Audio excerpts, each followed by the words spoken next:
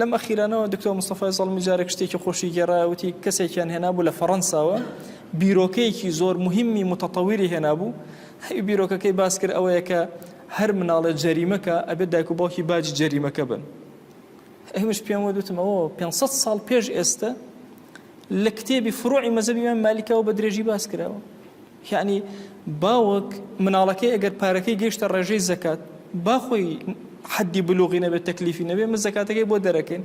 جەریمەیەکیشی کرد باوکەکەی بە جەریمەکەی ببژێرێت لە ڕووی مادیەوە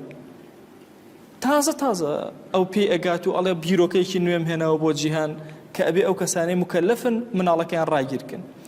بەینەما یەکێک لە دیوانەکان لە زمانی عەباسیەکانە دیوانێکی زۆر تایبەت دانرا بوو بە ناوی جەرائم الأطفال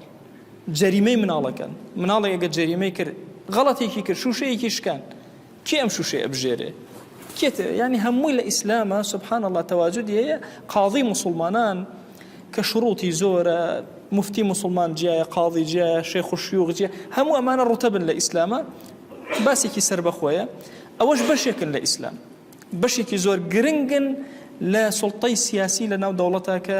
ئەمانە ئەبێ عەدالەتی خوا بەرپاکەن لە نێوان مسلمان و غێرە مسلمان